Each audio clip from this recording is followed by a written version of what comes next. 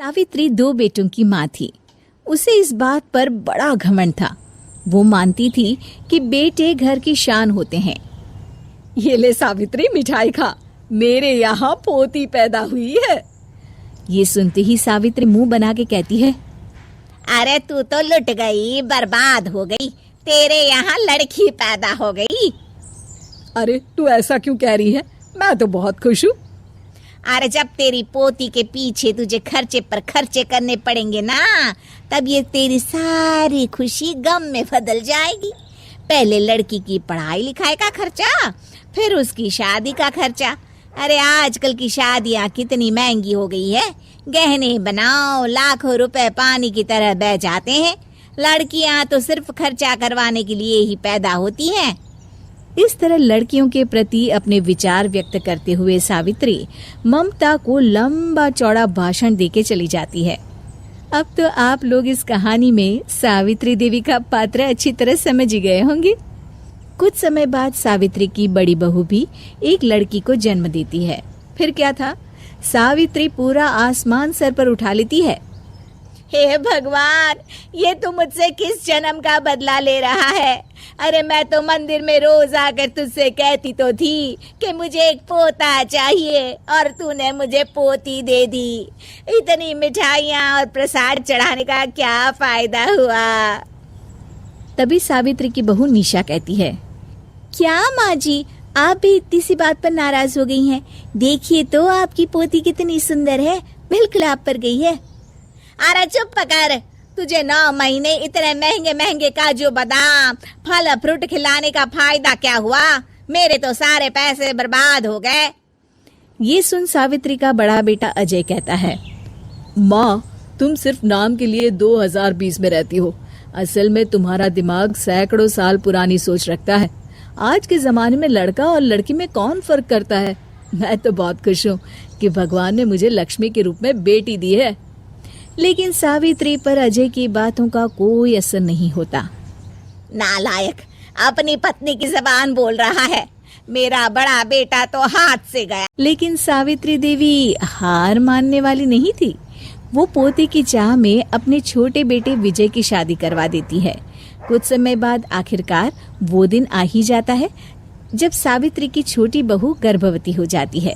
सावित्री इतनी खुश हो जाती है कि वो बच्चे के जन्म से पहले ही सारे मोहल्ले में ढिंढोरा पीटने लगती है। ये क्या सावित्री, तू तो पोते के जन्म से पहले ही मिठाई बांट रही है।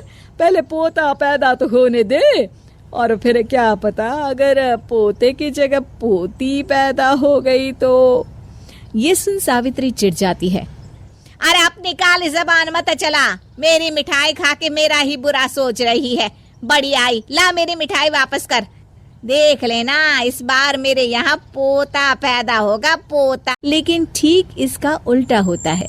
सावित्री की छोटी बहू भी एक लड़की को जन्म देती है। सावित्री फिर से रोना धोना शुरू कर देती है और अपनी छोटी बहू को कोसते हुए भला बुरा कहने लगती है। देखते ही देखते ये सावित्री की रोज की आदत हो जाती है।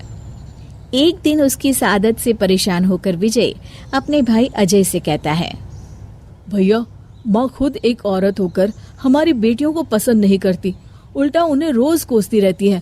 मुझे माँ की यह आदत बिल्कुल पसंद नहीं आती।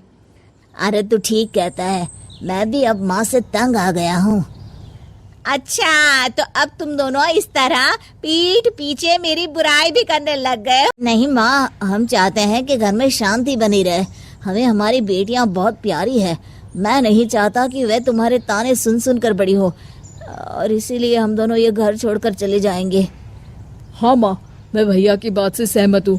जब तुम इस घर में अकेली रहोगी तब तुम्हें अपनों की कीमत का एहसास होगा। अपने दोनों बेटों के मुंह से अपनी माँ के लिए इतने कठोर शब्द सुन सावित्री भावुक और रुआंसी होकर कहती है, क्या सच में तुम दोनों मुझे इस घर में अकेली छोड़कर चले जाओगे? हाँ माँ। हाँ माँ, अब पानी सर के ऊपर जा चुका है। मैं तुम दोनों के बिना नहीं रह सकती। अपनी सास के आंसू देख अजय और विजय की पत्नी अपने पतियों से लड़ पड़ती है। अरे जिसे जाना है वो जाए, मैं माँ जी को छोड़कर कहीं नहीं जाने वाली। भाभी, आप ये क्या कह रही हैं? वही जो तुम सुन रहे हो, दीदी बिल्कुल सही कह रही है। हम बेटियों के संस्कार हमें सिखाते हैं कि सास माँ समान नहीं बल्कि माँ ही होती है और उस माँ की जिंदगी भर सेवा की जाती है। बेटे अपना फर्ज भूल सकते हैं लेकिन बेटियां नहीं। आप दोनों शौक से जा सकते हैं। माँ जी, हम दोनों के रहते आपको किसी बात की फिक्र करने की जरूरत नहीं। फिर क्या था, सावित्री के ऊपर छाए बेटों के घमंड के बादल उसकी बेटी स्वरूप बहुओं के तेज के आगे आंसू के रूप में परिवर्तित होकर सावित्री की आंखों से बहने लगते हैं और वो उन दोनों को गले लगा लेती है। मैं जिंदगी भर बेटियों को कोसती रही, लेकिन आज तुम दोनों को देख मुझे समझ आ गया कि बड़े अभागे होते हैं वो लोग जिनके घर बेटियां नहीं होती।